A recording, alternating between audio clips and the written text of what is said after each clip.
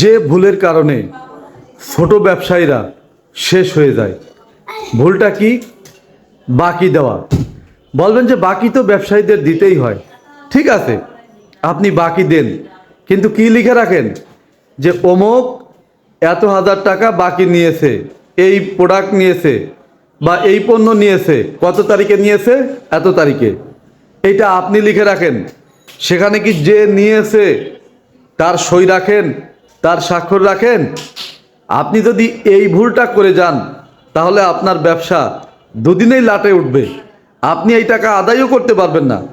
আপনি ওই খাতা নিয়ে যেখানেই যান না কেন, সবাই বলবে যে প্রোডাক্ট নিয়েছে, যার কাছে টাকা পাবা তার সই কোথায়?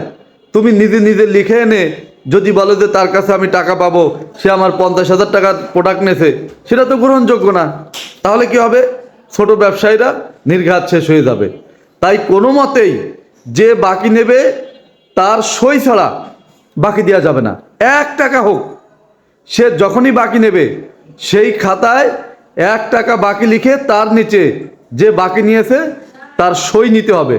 সই বলতে ইনিশিয়াল স্বাক্ষর না, অবশ্যই তার পুরো নাম লিখে দেবে, যাতে সেই নাম সে অস্বীকার করতে না পারে ভবিষ্যতে।